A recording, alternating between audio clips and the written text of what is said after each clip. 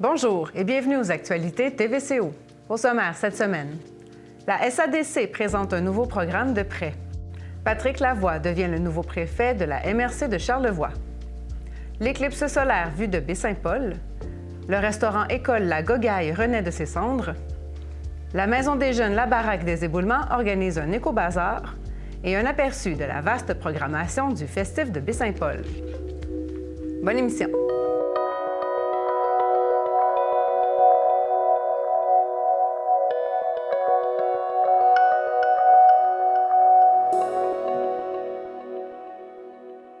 La Société d'aide au développement des collectivités vient de lancer un tout nouveau programme de prêt spécialement conçu pour les femmes entrepreneurs.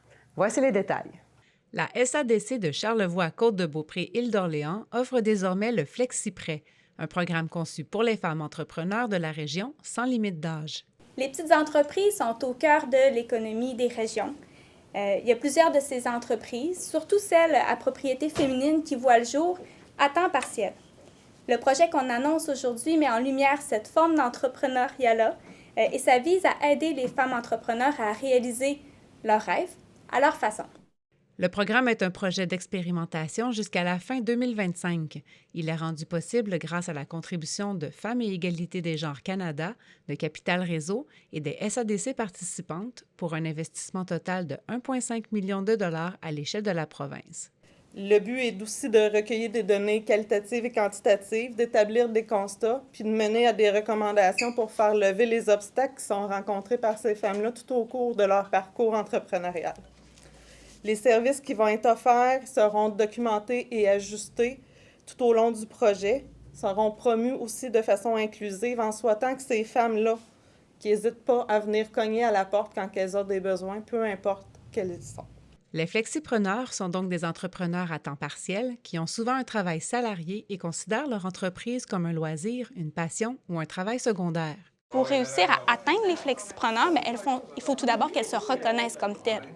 Les flexipreneurs doivent se reconnaître comme étant des flexipreneurs, des entrepreneurs qui ont des rêves, qui ont des objectifs, qui veulent parvenir peut-être éventuellement à vivre de leur entreprise. Dans certains cas, ce n'est pas le cas. Dans certains cas, leur entreprise va demeurer à temps partiel, c'est ce qu'elles désirent. Et là, on est vraiment là, nous, la SADC, pour les accompagner à réaliser leurs rêves, à réaliser leurs ambitions, à leur rythme, en fonction de leurs besoins. Gabrielle Coulombe, jeune maman, artiste travailleuse autonome et copropriétaire d'une nouvelle entreprise, est parmi les premières flexipreneuses accompagnées par la SADC de Charlevoix. Démarrer une entreprise à temps partiel, c'est un bon défi parce que tu as un emploi à côté. Ça compère des défis financiers, mais aussi pour la reconnaissance de ce statut-là hybride d'entrepreneuse. Puis la SADC a bien compris cette réalité-là puis a su la mettre en œuvre dans une offre qui est très adaptée. Le FlexiPrêt, dans mon cas, ça m'a permis de servir de levier pour finaliser les investissements initiaux qui étaient nécessaires là, pour notre première saison pilote au Mont-Fleury. Des activités de réseautage seront aussi proposées, ainsi que des formations. Le financement peut atteindre 25 000 $ par entrepreneur pour un maximum de 50 000 $ par entreprise et un congé d'intérêt est applicable les 2 premières années. Concrètement, les flexipreneurs peuvent faire une demande de service ou d'accompagnement ou de financement en ligne. Donc, au moment de leur choix, ils peuvent déposer tous leurs documents là, en ligne sur le sadccharlevoix.ca, donc sur notre site Internet. Les demandes de financement bénéficient d'un traitement allégé et accéléré. Donc, on est plus flexible au niveau de la documentation qu'on demande et aussi, on s'est créé un comité d'investissement restreint qui peut se réunir avec davantage de flexibilité encore là, donc pour traiter les dossiers plus rapidement. Les flexipreneurs bénéficient aussi d'ajustements par rapport à nos services courants, comme au niveau des moments de rencontre, des heures de rencontre, les lieux de rencontre. On s'adapte à leur réalité parce que souvent, elles vont avoir un emploi à temps plein pour la plupart du temps, développer leur entreprise comme un sideline, une passion ou un passe-temps. Finalement, j'espère vraiment que les autres femmes aujourd'hui qui vont entendre tout ça, et qui ont des passions, qui ont des projets en parallèle d'un emploi, bien, qui vont être capables d'y voir tout le potentiel entrepreneurial pour se faire confiance aussi pour aller de l'avant puis développer ce volet-là dans leur vie. Parce que des fois, quand on se lance en affaires, on entend beaucoup les écueils, les défis, puis des fois, on peut paralyser puis dire « Oh non, j'irai pas ». Mais c'est important de reconnaître comme femme, même si on a un profil atypique, bien, toutes ces expériences de vie-là sont formatrices. On a un bagage en soi qui va nous aider à aller de l'avant dans notre projet.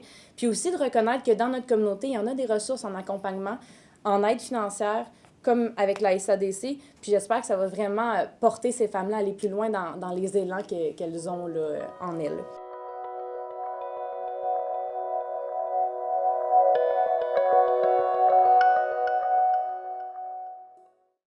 Avec son départ de la mairie, l'ex-maire des Éboulements, Pierre Tremblay, laissait aussi vacant son siège de préfet pour la MRC de Charlevoix. C'est maintenant Patrick Lavoie, maire de Saint-Hilarion, qui reprend le poste. Martin Ouellette l'a rencontré. Patrick Lavoie, bonjour. Bonjour, M. Ouellette. Vous êtes le nouveau préfet de la MRC de Charlevoix. Oui. Nommé cette semaine, ce mercredi. Absolument. À l'unanimité par les maires. Moi, j'aimerais d'abord savoir, pour gagner la confiance de vos collègues maires de la région, même si ça a été à l'unanimité, donc il n'y a pas eu de vote, il y a eu certainement quand même des discussions et des rencontres préalables là, autour de cette question. Qu'est-ce que vous leur avez dit pour les convaincre de vous accorder leur confiance? Oui. Bien, moi, c'est sûr que de mon côté, j'ai mentionné la réflexion qui était déjà là, amorcée. Là. C'est le départ de Pierre Tremblay à la préfecture a précipité les choses dans ma réflexion, mais ma réflexion était déjà amorcée depuis... on va dire, la mi-mandat. Là. OK. Donc, puis je me projetais déjà pour le prochain mandat. Donc, l'occasion se présentait. Ce que j'ai mentionné au maire, bien, c'est sûr que c'est la disponibilité que j'allais mettre en place. Là, parce que vous allez faire ça à temps plein. Là, exactement. Hein? Moi, pour la préfecture et la mairie, bien sûr, là, parce que le poste de maire, je demeure toujours maire de Saint-Hilarion. Bien sûr. Mais je me lance à temps plein là, dans la politique là, pour être en mesure, là, justement, de bien accompagner la MRC puis bien représenter la MRC. Puis parmi les autres arguments que j'ai mentionnés là, à mes collègues, bien, c'est sûr que les dernières années, à titre de maire, bien, j'ai acquis de l'expérience, aussi des compétences, avoir allé les autres maires aussi autour de la table. On a côtoyé, écoutez, j'ai commencé un mandat, on avait Jean Fortin qui était là, on avait Claudette qui est toujours là aussi. Fait que j'ai su, avec M. Tremblay aussi, toujours vous avez vu les choses évoluer? Tirer profit de leur expérience, puis voir la façon de fonctionner et tout ça. Puis c'est un peu ça qui m'a inspiré. On a l'impression que le préfet devient un peu le maire de compétences régionales. Donc, vous devez vous occuper là, de différentes compétences qui sont dévolues à la MRC. On peut-tu faire le tour ensemble de c'est quoi les compétences, puis de quoi ça s'occupe une préfecture d'une façon plus large, puis un préfet? Oui. C'est quoi le beau champ de compétences? Bien, c'est sûr qu'au niveau de la MRC, on parle de l'aménagement du territoire. Okay. Ça, c'est une des grandes... Ça veut dire les plans généraux d'aménagement. Exactement. Qu'est-ce qu'on peut faire sur le territoire où? Oui, c'est ça. Ça va dresser les grandes lignes, les grandes orientations. Puis après ça, bien là, les municipalités, la ville aussi va construire ses réglementations en fonction de ce qui aura été établi. En conformité avec le plan d'aménagement. Si ce n'est pas la seule responsabilité. Non, après ça, il y a tout le développement économique avec le SDLE. Oui. Tous les fonds qui sont mis à la disposition là, pour promouvoir, justement, favoriser l'émergence de nouvelles entreprises ou soutenir des entreprises qui sont déjà là. Le reprenariat aussi. Donc, il y a tout cet aspect-là au niveau économique. Ensuite, il y a toutes les autres, quand on parle aussi au niveau des services, parce que la MRC est là pour offrir des services aussi au niveau de la population, aux municipalités et aux villes. Bien, en prenant la gestion des matières résiduelles. Donc, c'est une compétence de la MRC. Puis après ça, bien, c'est des codes-parts qui sont assumés par les... On parle de récupération, traitement des déchets. Oui, exactement. Et compostage, c'est ça. Compostage et éco-centre également. Les éco-centres aussi sont inclus là-dedans. Donc, c'est un service qui est offert par la MRC. Oui. Qu'est-ce que vous avez comme responsabilité en termes de sécurité publique? Est-ce que c'est maintenant régionalisé? Ce sont les municipalités qui ont chacune leur entente avec la Sûreté du Québec? Ce n'est pas régionalisé. Présentement, l'entente qu'il y a au niveau de la, on va dire, sécurité, c'est au niveau de la coordination des services incendies. Donc, depuis plusieurs années déjà, là, au niveau des services incendies, il y a une coordination qui a été donnée, une délégation de pouvoir qui est à Baie-Saint-Paul. Chaque municipalité demeure indépendante dans son service incendie, sauf que au niveau de Baie-Saint-Paul, bien, il y a une aide qui est apportée aux municipalités là, pour justement toute la planification, par exemple, le suivi de ce qui est fait au niveau des interventions, au niveau des rapports qu'on a à faire au niveau de la sécurité publique. Mais sur ce thème en particulier, il y a un rapport du coroner qui vient d'être déposé, suite, bien sûr, au triste décès là, de 2 pompiers volontaires qui sont intervenus durant l'inondation. Quelle est votre réaction par rapport à ça? Parce que, de toute évidence, c'est un dossier qui va relever bientôt de la MRC. Bien, c'est sûr que oui. C'est un dossier auquel la MRC n'est pas insensible parce que déjà, on a une étude d'optimisation qui est en cours, qui a été lancée, qui a été donnée à Icarium là, pour justement voir qu'est-ce qu'on pouvait faire. Puis cette étude-là a été lancée bien avant que le premier rapport soit émis. Donc, au niveau des services incendies, il y avait déjà une réflexion.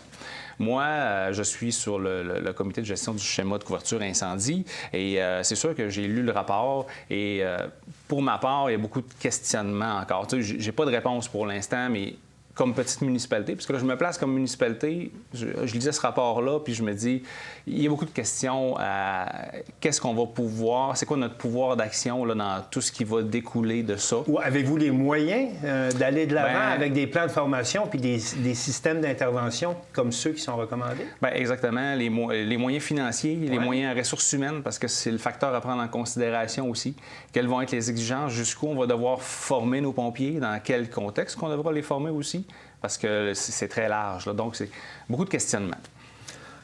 Et ça nous amène à une autre question qui est de plus en plus d'actualité. Les petites municipalités que vous représentez, là, comme maire de Saint-Hilarion, se retrouvent maintenant face à des dépenses d'infrastructures qui sont majeures puis qui ne disposent pas de suffisamment de contribuables pour être capables de financer. Je pense par exemple à des grandes réfections d'eau potable ou en tout cas des systèmes d'épuration des eaux et tout ça. Est-ce que vous ne retrouvez pas, préfet, à un moment donné, où de plus en plus on parle d'union des municipalités, on parle de fusion des municipalités pour leur permettre de faire face à la hausse des coûts? Bien, c'est sûr qu'il y a des moyens. Il y a plein de choses qui ont été mises en place au niveau du gouvernement. Nous autres, à Saint-Hilarion, par exemple, il y avait le Fonds Région Ruralité. Il y a des volets, différents volets là-dedans. Et présentement, nous, à Saint-Hilarion, on partage des ressources humaines avec Notre-Dame-des-Monts. Donc, c'est une entente qui est avec Notre-Dame-des-Monts. On a eu des subventions.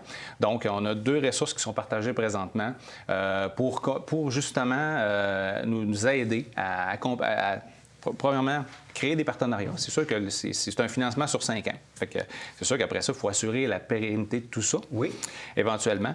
Mais c'est les petites actions qu'on peut faire présentement. Avant de parler de fusion et en tout cas, on va dire fusion, là, moi, je ne suis pas rendu là. Je pense qu'il y a des collaborations à aller faire entre les municipalités, des réflexions à amener. Puis il va falloir, à un moment donné, se pencher puis sortir de la boîte. Qu'est-ce qu'on peut faire? Comment on peut, quel service est offert dans une municipalité, quel service est offert dans l'autre? Il y a des réflexions à amener. On doit comprendre que sous votre gouverne, là, on aura une MRC, une préfecture qui va stimuler les partenariats? Bien, c'est sûr que moi, comme maire... C'est vers ça qu'on s'en va? C'est ce que je vise, sincèrement, oui, la collaboration puis les partenariats, parce que comme je l'ai nommé, comme maire, j'ai déjà créé des partenariats, puis je n'ai pas hésité à le faire avec des municipalités voisines. Donc, oui, je pense que si c'est une des solutions, il faudra y penser. Patrick Lavoie, merci beaucoup. Bien, merci beaucoup.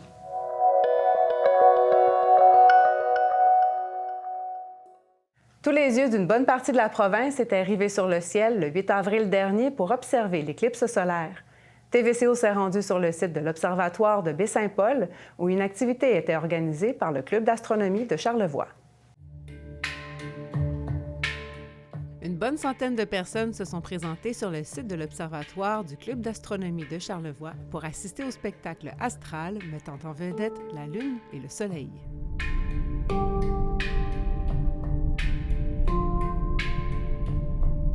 Différentes lunettes d'observation et télescopes munis de filtres spéciaux étaient mis à la disposition des visiteurs par les membres du club.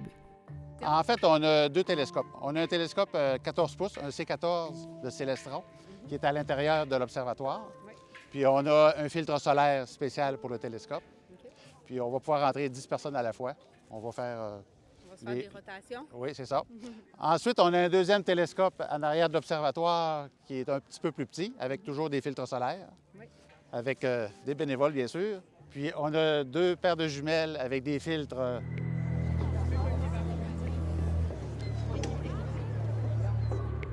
D'autres alternatives d'observation, comme la boîte solaire et même des passoires, étaient aussi disponibles. Sur la passoire. J'essayais tantôt. Regarde, on les voit. Ah, OK, c'est ça qu'il faut bien voir. Chaque trou est une éclipse. Quasi total à 97 % dans la région de Charlevoix, l'éclipse solaire du 8 avril 2024 était à ne pas manquer pour les grands comme les petits. 14h19, c'est le début de l'éclipse. Oui. Puis elle est pour une durée totale de 2h19 minutes. OK. Ça veut dire qu'elle va le terminer vers 16h40.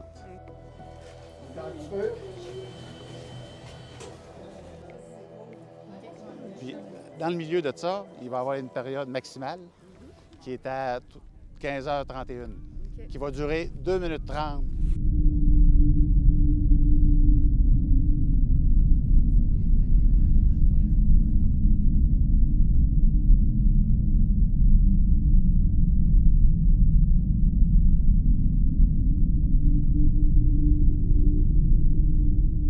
À Baie-Saint-Paul, la température aura chuté d'environ 10 degrés selon les lieux d'observation et la pénombre assez sombre pour allumer les lumières du quai.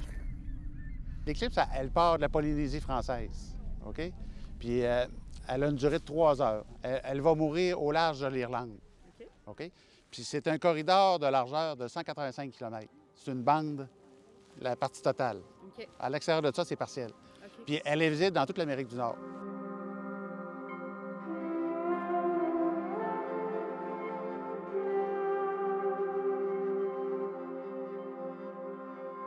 Au total, l'ombre de l'éclipse aura parcouru 15 000 km sur la surface de la Terre, avec une vitesse moyenne de déplacement d'environ 4 500 km/h.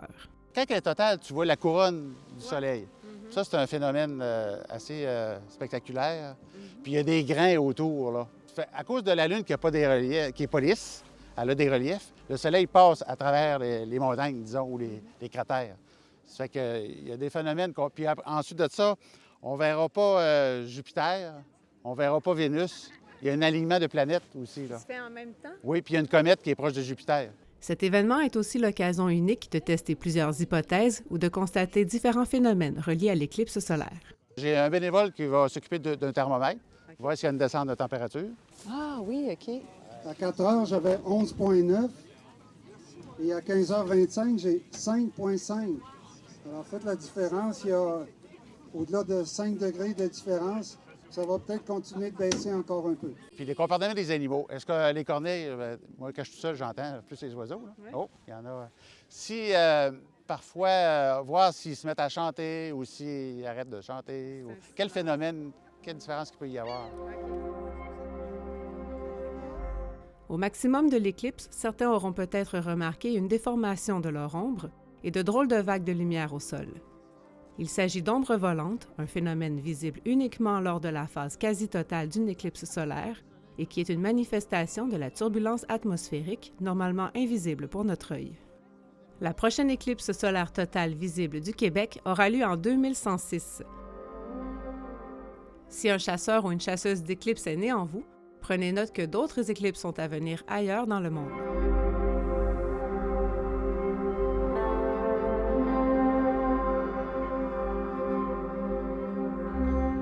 Après des investissements importants pour le retour du DEP Cuisine, le Centre de formation professionnelle Avise fêtait cette semaine la grande réouverture de son restaurant-école La Gogaille.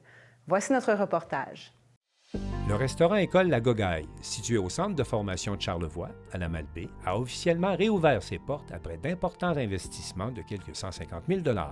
Cette annonce met en lumière une nouvelle approche en matière de formation professionnelle et de recrutement des élèves.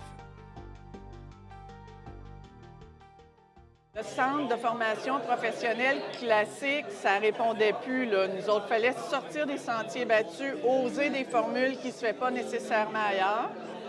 Puis ensuite, notre deuxième clé, c'est la qualité de notre maillage avec les partenaires locaux, que ce soit les MRC, la Chambre de commerce, ces partenaires-là, plus les entreprises. Bien, c'est vraiment développer la relation, développer une relation de confiance. Donc, c'est des partenaires précieux, là, parce que nous, tout seuls, on va être... on est là pour l'entreprise. Donc, je dirais c'est la qualité du partenariat, la qualité de l'équipe à l'interne, avec tout son dynamisme, son osé sortir des sentiers battus actuellement, là, qui fait foi de notre succès. Aux prises avec de sérieux problèmes de recrutement d'élèves ces dernières années, le programme permettant l'obtention d'un diplôme d'études professionnelles en cuisine profite d'un nouvel essor grâce à une toute nouvelle approche en matière de recrutement. En fait, il n'y en avait plus du tout d'inscription. Puis si on était capable de redémarrer une cohorte, c'est 100% grâce à la réponse du milieu. Pourquoi? Parce que d'abord, pour rénover nos installations, on a pu compter sur la participation de certains partenaires. Et oui, le ministère de l'Éducation et le Centre de services qui ont investi, mais il y a aussi Desjardins, la Malbaie et le DSI qui ont investi. Mais quand on est arrivé pour aller chercher des entreprises qui accepteraient de rémunérer, d'embaucher des personnes qui sont en formation et de les rémunérer, bien, on a eu besoin du partenariat de la Chambre de commerce dans un premier temps et surtout des restaurateurs qui ont dit « Oui, moi, je vais en embaucher un élève » ou « Oui, moi, j'ai une personne dans mon entreprise qui n'est pas formée puis qui a le potentiel et je vais l'envoyer en formation chez vous. » Donc, en ce moment, la formation de cuisine, elle est offerte à 50 en centre et 50 dans les restaurants. Les élèves ne sont pas en stage quand ils sont dans les restaurants, ils sont en développement de compétences, comme quand ils sont à l'école, et les enseignants s'en vont dans les milieux, suivent ce qu'ils font. Comment ça s'organise, là, notamment au niveau de la rémunération? Parce que les étudiants ici reçoivent un salaire pour étudier. Exactement. Et ça, en fait, c'est là où la Chambre de commerce prend toute son importance. On a eu besoin d'un promoteur pour déposer un projet à la Commission des partenaires du marché du travail pour le programme COUD qu'on appelle. Donc, c'est un programme qui prévoit la rémunération des élèves qui sont en alternance travail-études à 50-50. Donc, les projets, nous, on appelle ça de l'apprentissage accru en milieu de travail dans notre jargon. Donc, le programme COUD est prévu pour rémunérer des élèves qui sont en apprentissage accru en milieu de travail. Donc, c'est ce qui permet de rémunérer les élèves. Pour la directrice générale du Centre de services scolaires de Charlevoix, Martine Vallée, il est essentiel que la formation professionnelle offerte dans Charlevoix réponde aux besoins des entreprises avec, au besoin, des programmes de formation conçus sur mesure. Bien, je dirais que surtout dans le secteur de la formation professionnelle, c'est préparer la main-d'œuvre de demain. Actuellement, pour nous, Charlevoix, avec la carte de programme, on répond vraiment à notre bassin local de partenaires. Tu sais, c'est difficile pour nous d'aller attirer de la clientèle de Québec, de la Côte-Nord. Les programmes qu'on a sont offerts déjà sur ces territoires-là. Donc, pour nous, notre mission principale, c'est de vraiment bien servir nos partenaires locaux, l'entreprise locale, voire à rehausser les compétences de la main-d'œuvre qui va être disponible pour Charlevoix. Donc, pour nous, ce soir, ça s'inscrit exactement là. Quand Chani, tantôt, disait qu'on veut démocratiser un peu ces espaces-là, voir comment l'entreprise est à l'écoute de ses besoins, faire de la formation sur mesure.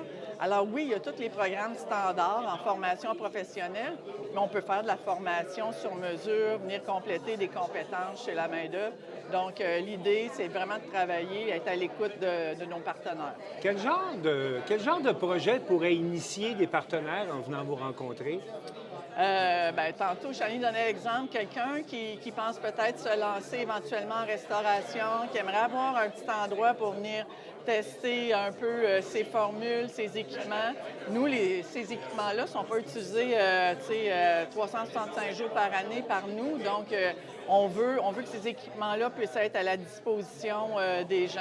Donc, l'idée, c'est de dire actuellement, on a 14 jeunes dans un cours de cuisine, mais on peut accueillir jusqu'à 22 places. Et il y a actuellement des gens qui viennent, qui se joignent à nous, qui viennent s'installer dans la cuisine. Puis c'est vraiment d'être à l'écoute. Nos équipements sont là. Tant qu'à les laisser dormir, c'est comment est-ce qu'on peut les mettre à la disposition de nos partenaires pour être capable de...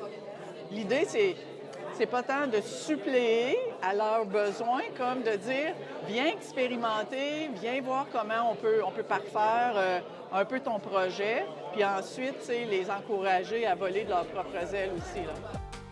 Pour Chanie Tremblay, le développement des compétences est l'affaire de tous. Face à la pénurie de main-d'œuvre qu'on connaît en ce moment, de prendre ses responsabilités en tant qu'employeur, puis d'aller de l'avant et de miser sur des jeunes ou moins jeunes, sur des personnes qui ont de l'intérêt, bien, je trouve que c'est extraordinaire de faire ça. Là. On a une responsabilité, tout un chacun, comme employeur. Là, ça nous inclut aussi, nous, comme centre de service. Là. Mais on a une responsabilité de s'engager auprès des personnes qu'on embauche et du développement de leurs compétences. Et ce projet-là, c'est ce qui permet.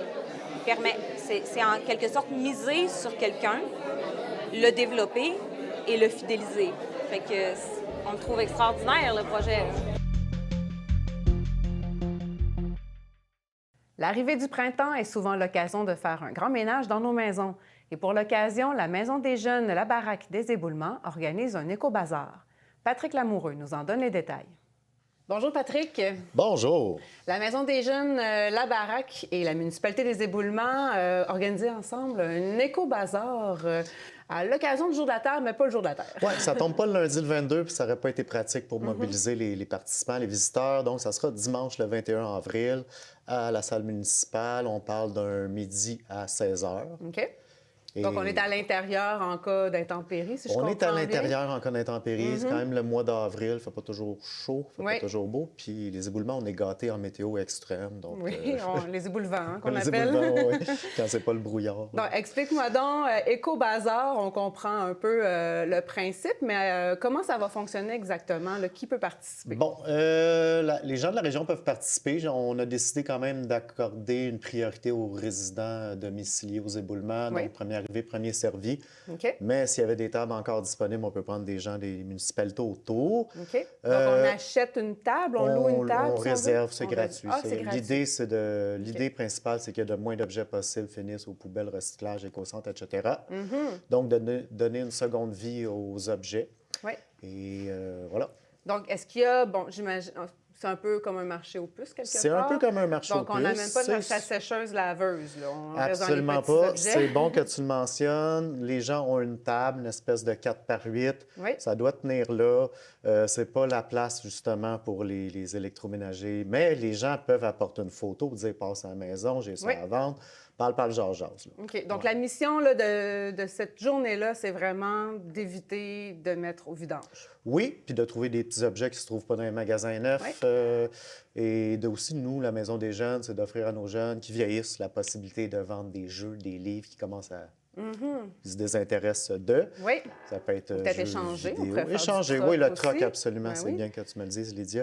Échanger, vendre, puis ça peut être les articles de sport. Puis aussi, c'est de se rencontrer en communauté, de faire du social. Puis, explique-moi comment ça rentre dans votre mission, la MDJ, la Baraque, de faire un événement comme celui-là. Bien, la MDJ, c'est vraiment un organisme communautaire autonome qui, en dehors de ses activités internes, veut se mêler à la communauté de toutes sortes de façons. Cet été, on aura la coop, mini-coop de travail pour permettre aux jeunes de se faire une première expérience de travail avec la municipalité, avec des citoyens qui auront besoin de main-d'œuvre. Donc, tout ce qui est, c'est ça, échange communautaire, là, on est toujours présent. Là, évidemment, bien, développement durable, ça doit faire partie des valeurs de la MDJ. Non, nous voulons polluer. Non, absolument. Non, ça serait bien vu. J'ai pas mentionné, mais c'est ça, nous autres, on a réservé 3 tables pour nos jeunes. Oui. Pour qu'ils puissent disposer. Donc, la MDJ aura sa propre sa station, zone, puis on tient kiosque. la cantine aussi. Donc, tous les produits de la vente vont servir à financer nos activités. Et j'ai cru comprendre qu'il y avait de l'animation aussi qui va y avoir. Absolument. On a 2 invités de marque. Nous avons Forêt Marine, qui est une chanteuse, auteure, compositeur, interprète, qui va venir faire une performance d'environ 1 heure. Sa musique, ses paroles, c'est vraiment bien connecté avec l'environnement, le souci écologique. Puis elle est des éboulements aussi? Oui, elle est résidente des éboulements, absolument, absolument. Et on a aussi Gabriel Cadieux-Gagnon de la ferme Éboulemont-Montaise, qui est un fier porte-étendard de tout ce qui est l'importance du terroir, Oui. sa préservation, Ouais. puis le manger local. Mhm. Et elle va nous parler de faire au niveau du gaspillage alimentaire. Là, je ne suis pas OK. dans le détail, elle va nous arriver avec C'est ça. une conférence ou un atelier? Elle est en train de penser un petit peu à la OK. forme que ça va donner. D'après moi, avoir une table que les passants vont pouvoir aller échanger Ouais. ou on va lui donner un micro sur la scène. Là, ça reste des détails qui restent à coudre ensemble. Faudrait ici. y aller pour savoir. Oui, ça va être très cool, très, très cool. Dis-moi, les objets invendus. Si je me présente là, je fais tout le déménagement de mon stock pour vendre, puis il me reste du stock à la fin de la journée. Est-ce que je dois repartir avec ou il y a un service de récupération? La municipalité est super là-dessus. En général, tu repars avec tes choses. D'habitude, c'est ça que j'ai vu dans des expériences comparables. Là, la municipalité offre un transport à l'éco-centre. OK. Pour les invendus. Donc, ça représente un immense service. Oui, mais oui, tout à fait. Mais oui. Et puis, dis-moi, bon, pratico-pratique, si on veut acheter sur place, est-ce qu'il y aura possibilité de payer par carte ou on se fait une bonne réserve dans notre bas de laine? Ça va être comme dans le bon vieux temps. Oui. Passez au guichet, sortez votre pot de change, que les gens qui ont une table et qui veulent vendre aient du change aussi sur eux. Mm-hmm. Fait que, donc, voilà. Ouais. En chouenne, sinon? Peut-être que Les certains prendront les chouennes, chouennes. bien là, ça va être du 1 à 1 de Oui. voir, mais Selon il devrait. les clients. Parfait. Donc, Fortement recommandé. avant de se laisser, Patrick, peux-tu Oui. juste me répéter, bon, les gens ont jusqu'à quand, puis comment qu'on peut s'inscrire pour avoir une table? Pour avoir une table, on s'inscrit auprès de la municipalité, réception@leséboulements.com. C'est jusqu'à lundi. OK, jusqu'à lundi prochain. Lundi qui vient, oui. OK. Puis pour participer, pour aller voir, pour aller rencontrer les gens, pour acheter, pas cher, c'est toujours le dimanche 21 avril entre midi et 16 h. Parfait. Sinon, toutes les informations sont sur le site de la municipalité des Éboulements. En Oui, tout cas, il y a et beaucoup sur le d'informations. Facebook de MDJ La Baraque, Maison des jeunes des Éboulements, partenaire du projet. Parfait. Merci beaucoup, Patrick. Merci à vous.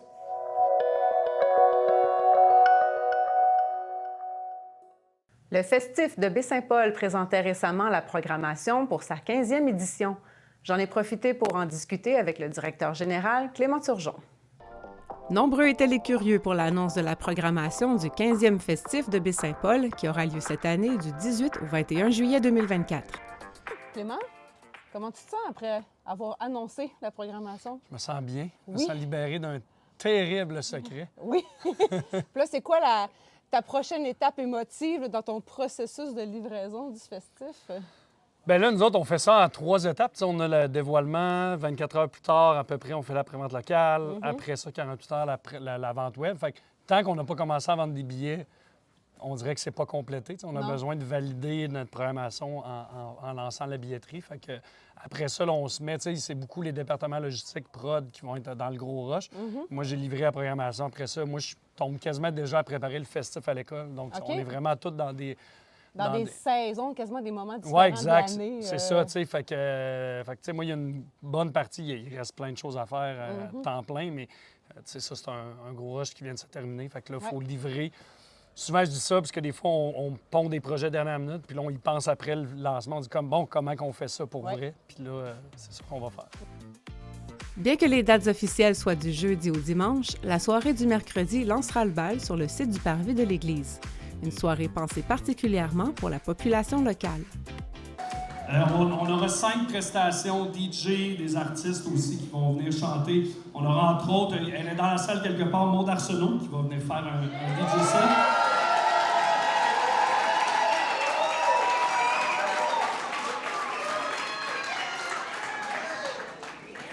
Doff aussi, qui est un artiste de Saint-Urbain, donc qui roule sa bosse depuis très très longtemps.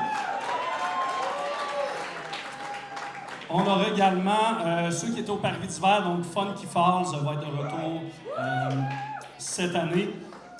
Joanna Magic aussi, une DJ de Calgary qui va être là, qui est excellente, qui tourne beaucoup, un petit peu partout sur les scènes électroniques. Et Lost Camper, un artiste de Baie-Saint-Paul aussi, excellent rapport. Okay. Parle-moi donc un peu de ce projet des jams. Comment tu les appelles, les jams? Les jams de l'arrière-pays. De l'arrière-pays. D'où vient cette idée-là, puis qu'est-ce que vous voulez mettre de l'avant? Bien, ça fait 3-4 ans que je voulais le faire, là, vraiment. Au début, on voulait faire des shows directement dans des maisons des jammeux. Puis, ça se fait dans certaines régions. Un Puis peu comme à l'époque, quand on allait chez les gens, Ouais, puis exact. ça se rassemblait dans la cuisine. Ben oui, c'est ça qu'on voulait faire au départ. Mhm. Là, l'engouement était tellement gros qu'il y a du monde de toutes les municipalités qui voulaient venir. Fait qu'on a dit, au lieu d'aller chez les gens, on va faire descendre tout ce monde-là d'un peu partout, puis on va créer des rassemblements musicaux, des jams et tout ça. Puis le volet peut-être photographique, je suis allé dans un festival, ça aux Pays-Bas, puis eux, ils faisaient venir des musiciens locaux, mais de partout dans le monde, puis ils ont fait un expo, puis je trouvais ça vraiment le fun de lire sur ces artistes-là avant d'aller les voir. Fait que là, il y a tout ce projet-là qui est mélangé à ça. Le projet va réunir près de 25 artistes des 4 coins de Charlevoix, Saint-Urbain, Baie-Saint-Paul, Petite-Rivière, Île-aux-Coudes, Malbaie, Saint-Siméon, Clermont, Saint-Urbain et bien plus. Ce projet est rendu possible avec la MRC de Charlevoix-Ouest et Charlevoix-Est. Et évidemment, je crois qu'elle est dans la salle, Suzy Gagnon, qui est vraiment la coordonnatrice du projet, qui a approché chaque personne individuellement, qui est allée nous recruter les meilleurs musiciens folkloriques de la région. Il va y avoir également une exposition photo qui va être présentée dans le secteur de l'église à l'extérieur durant le festival. Vous allez pouvoir découvrir ça. C'est 10 portraits de musiciens de la région qui vont être présentés. Les photos sont prises par Renaud Philippe et accompagnées des textes d'Émilie Bernier. J'en profite aussi, je ne sais pas s'ils sont dans la salle, on m'a dit qu'il y avait certains jammeux qui étaient là, donc Hélène Bergeron, Bernard Bouchard, Louis-Marie Lavoie, Serge Lavoie et Étienne Bouchard. Si vous êtes là, on vous salue. Là, les artistes, justement, qui participent à ça, tu les as nommés plusieurs fois. C'est qui ces gens-là dans l'écosystème charlevoisien? Bien, c'est du monde qui porte le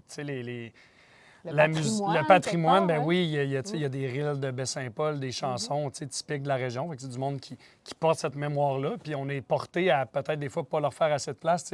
Souvent, ils font des rassemblements et tout ça, mais dans des festivals comme le Festif, ils n'ont pas leur place. Puis on trouvait ça bien important. Puis c'est vrai ce que je disais, pour moi, ça va être des vedettes cette année. Là, le monde, on a des feedbacks du monde de partout au Québec qui disent, moi, c'est ça, je vais aller voir les jams traditionnels. Fidèle à son habitude, la programmation du festif met plusieurs artistes locaux à l'honneur et présente de nombreux spectacles découvertes, dont plus de la moitié sont gratuits. Ta plus grosse bibite, ça serait qui? Bibite, écoute, il y en a plusieurs. Il y a Model Actress, un groupe de New York qui font du post-punk industriel, noisy, c'est bruyant, c'est vraiment extrêmement déroutant. Le chanteur va toujours dans la foule, chanter avec tout le monde et tout ça. Ça, c'est un show qui va être assez déroutant. Je suis content aussi, il y a l'espace Promutuel où on va faire plein d'affaires. Il y a Yuki Sami qui est la flûtiste de Teke Teke. Ça, je pense que ça va être vraiment bon.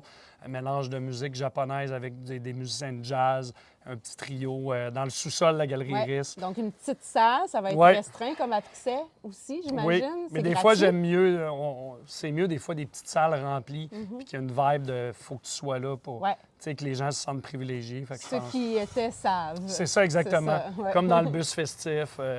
Il y a d'autres shows. Bombino, un musicien nigérien qui fait de la musique blues du désert et tout ça, qui est vraiment reconnu internationalement au Garage du Curé. Donc, ça va être un gros show aussi. OK. Justement, est-ce qu'il y a un show qui est tellement spécial que c'est comme...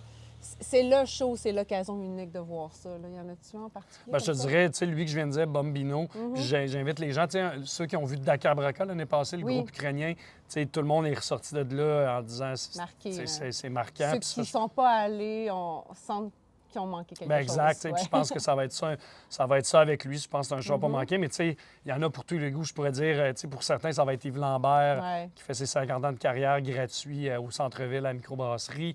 La soirée avec Carco, Half Moon Run, Le Roi, la Rose, le Loup, c'est un gros line-up. Donc, il y en a de tous les bars, de tous les centres. Les scènes restent sensiblement les mêmes que l'année dernière, à l'exception de la scène Le Pantoum, située derrière l'ancienne auberge La Muse, qui sera désormais la basse-cour des viandes bio.